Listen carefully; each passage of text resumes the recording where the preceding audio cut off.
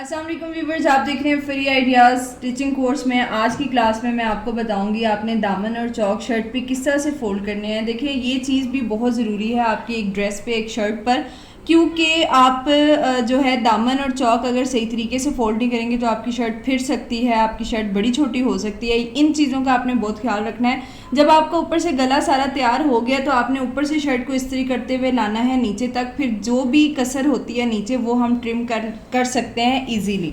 और उसके बाद आपने ये काम करना है कि इस तरह दोनों चौकों को दरमियान मतलब ऐसे पकड़ना है। जो हमारी ये हिप की सिलाई होती है इस पर आपको पकड़ के आपने अपने जो दामन है उसको फोल्ड करके इस तरह से प्रेस कर लेना है। जैसे ये मैंने वन साइड का प्रेस किया हुआ है, इस तरह से आपने भी प्रेस कर देना है ताकि कोई सूरत ही ना हो कि आपका दामन बड़ा छोटा हो रहा है। अच्छा, चौक दामन में फोल्ड करने में सबसे पहले चीज़ दामन फोल्ड की जाती है।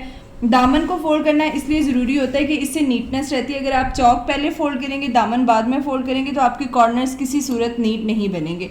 अब ये मैंने वन टाइम जो है इसको फोल्ड किया है और ये तकरीबन 1 इंच तक का होगा, 1.25 इंच का है ये, मतलब 1.112 इस तरह से फोल्ड किया है मैंने। उससे ये होगा कि जब आपका गला ऊपर से तैयार हो गया आपने गले से अपनी मैयर करना शुरू करनी है और आपको शर्ट 40 तैयार चाहिए। उसके बाद जितना कपड़ा आप उसको सारा फोल्ड कर दें। उसके बाद आपने इसको वन टाइम और फोल्ड करना है। अच्छा, दामन और चौक अगर आप सिंपल फोल्ड कर रहे हैं तो आप अपनी फिंगर का मार्जिन रख सकते हैं। एक फिंगर से ज़्यादा चौड़ा फोल्ड ना करें, ये अच्छा नहीं लगता।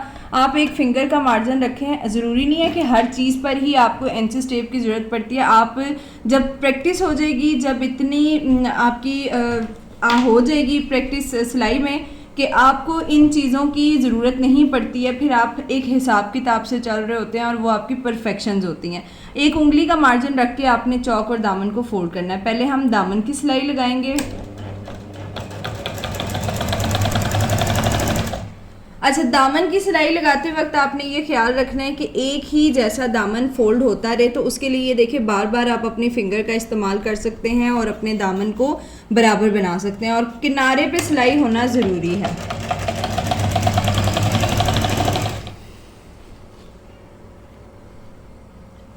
आप एक रफ़ कपड़े पे बैठ के स्टिचिंग की प्रैक्टिस किया करें, सिलाइयों की प्रैक्टिस किया करें ताकि आपकी सिलाइयाँ सीधी लग सकें। सीधी सिलाई करने का मकसद यही होता है कि इन जगहों पे ताकि आपकी सिलाइयाँ सीधी हों। एक साइड का हमने दामन फोल्ड कर दिया है। अब दामन फोल्ड करने के बाद ज़रूरी नहीं है कि आप बार बार ही कटिंग करें थ्रेड को और बार बार आप अपनी सिलाई को तोड़ें। जितनी सिलाइयाँ टूटेंगी उतना ही ज़्यादा आपकी सूट में फिनिशिंग नहीं रहेगी। आपने दूसरे दामन को वहीं से आगे से स्टार्ट ले लेना है।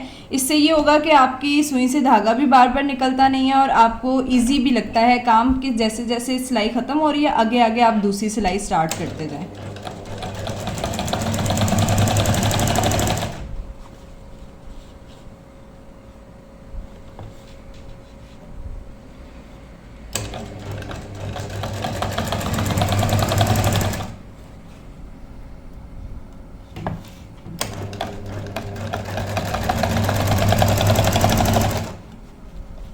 दामन की सिलाइयाँ लग चुकी हैं। दामन की सिलाई लगाने के बाद अब हमने चौक जो हैं उनको सेट करना है। उसको भी इस्त्री करने की ज़रूरत होती है, आप इस्त्री की मदद से उनको भी बराबर कर सकते हैं। अच्छा, ये गलती ना कीजिएगा कि आपने एक सिंगल सिलाई लगा ली है तो आप साथ ही डबल सिलाई लगा लें। चौक की सिलाइयाँ लगाने के बाद हम फिर चारों तरफ डबल सिलाई लगाएंगे। ऐसी जगह से स्टार्ट करेंगे कि एक तो नीटनेस भी रहे और दूसरा ऐसे जॉइंट ना आए सिलाइयों में। जितने जॉइंट चौक दामन पर आते हैं वो उतने ही बुरे लगते हैं। अब आपने जब प्रेस करना है इसको, तो प्रेस करने के लिए आपने अपनी शर्ट को, ये देखें जितना हमने ये गैप रखा हुआ है यहाँ पे आपको नज़र आ रहा है उतना गैप, और यहाँ पे हमने निशान भी लगाए हुए हैं चौक के, वो भी आपने देख लेने हैं क्योंकि हिप से 1 इंच चौक हमने दामन जो है वो बड़ा रखा हुआ है। अब यहाँ जितनी सिलाई हमारी हिप लाइन पे लग गई है उसको आप फोल्ड करें और जहाँ यहाँ पे जितना आपने ये निशान लगाया है इसको फोल्ड करें। इस तरह फोल्ड करके आप इस एक को प्रेस करेंगी। एक को प्रेस करने के बाद आपने फिर दूसरी साइड के चौक को उठाना है, यहाँ से ये देखें इस तरह बराबर करना है। ये यहाँ से ये बराबर हो गया, आपने इसको इस तरह फोल्ड कर देना है। इसी तरह सारे चौक जब फोल्ड करेंगी तो सारे चौक बराबर आएंगे। इसको प्रेस करते हैं, फिर इसकी हम स्टिचिंग करते हैं।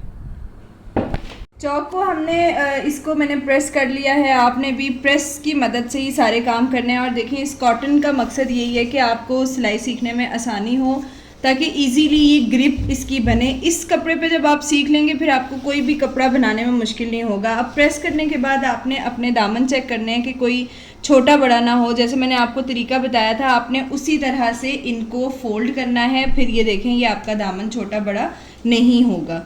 और जो मैंने स्केल की मदद से हमने नीचे दामन का निशान लगाया था, उसकी वजह से आप देख सकते हैं कि दामन में किसी किस्म की कोई रेब नहीं है। अगर आपका ज़रा सा भी दामन टेढ़ा मेढ़ा कटिंग होता है तो आपकी रेब आ जाती है। आप फोल्ड करेंगी तो आपका यहाँ पे एक राउंड सा बन जाता है दामन का। इन चीज़ों का बहुत ख्याल रखना है आपने स्टिचिंग में। तो अभी स्टार्ट करेंगे। एक साइड से हमने शुरू करना है, उतना ही जैसे हमने चौक का दामन फोल्ड करते वक्त एक फिंगर का गैप लिया है, उतना ही आपने इसको भी रखना है गैप।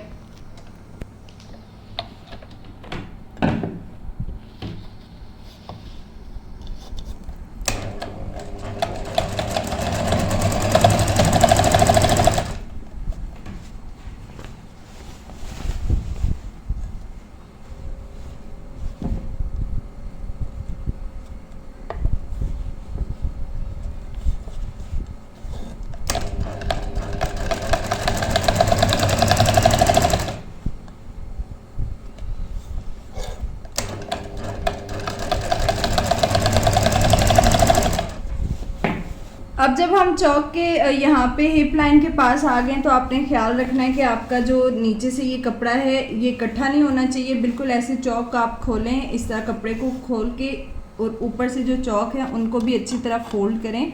और फोल्ड करने के बाद आपने यहाँ से जस्ट एक फिंगर तक ऊपर आना है। यहाँ पे आप फिंगर रखें। फिंगर का जिक्र बार बार इसलिए कर रही हूँ कि आप लोगों को भी आसानी हो, कि लाजमी नहीं है कि आप स्टिचिंग करते वक्त हर वक्त बस एंच स्टेप पास रख लें या स्केल नंबरिंग की मदद से ही आपको काम करने हैं। वो बहुत अच्छा तरीका है, लेकिन आपको साथ साथ इन छोटी छोटी चीज़ों की परफेक्शन भी होनी चाहिए ताकि काम जल्दी हो सके।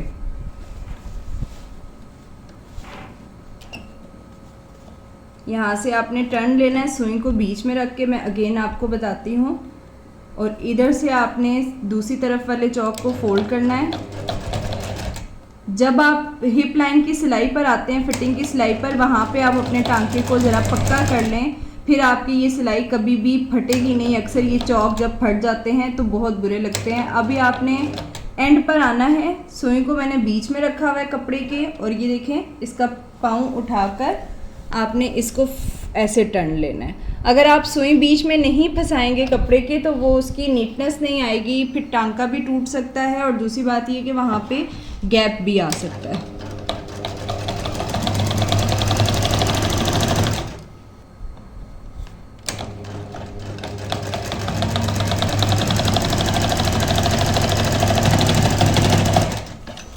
एंड करते वक्त आपने ख्याल रखना है कि ये आपका बराबर आना चाहिए, कपड़ा छोटा बड़ा नहीं होना चाहिए। ये देखें, जैसे मेरा ये कपड़ा बिल्कुल बराबर आया है, ये कहीं से छोटा बड़ा नहीं है, ना इसका बैक बड़ी है ना इसकी फ्रंट बड़ी है। तो ये चीज़ भी आपने बहुत मद्देनज़र रखनी है कि इन चीज़ों पे आपकी जो परफेक्शन है वो ज़रूरी है कि ये छोटा बड़ा हो जाएगा तो यहाँ पे आपकी नीटनेस नहीं रहेगी। चौक दामन पे डबल सिलाई करना भी ज़रूरी होता है। जब आप सिंपल चौक दामन फोल्ड कर रहे हैं तो उस पर डबल सिलाई की वजह से ना उसमें एक फिनिशिंग आ जाती है, एक वो जो कमीज़ अधूरी सी लगती है वो कंप्लीट हो जाती है। अच्छा, डबल सिलाई लगाने के लिए आपको स्टार्ट जो लेना होता है वो कहाँ से लेना होता है? बहुत सारे लोग यहाँ से स्टार्ट लेते हैं। यहाँ से आप लोगों ने बिल्कुल स्टार्ट नहीं लेना। आपने जो स्टार्ट अपना करना है वो इस कॉर्नर से करना है, जो कि हिप लाइन होती है। आपने वहाँ से अपना स्टार्ट लेना है और सीधी साइड, जो शर्ट की सीधी साइड होती है, वहाँ से आपने डबल सिलाई लगाना शुरू करनी है। जैसे कि ये किनारा है, आपने इस किनारे के ऊपर सिलाई इस तरह लगानी है कि ना धागा बाहर निकले और ना बहुत ज़्यादा उस तरफ जाए।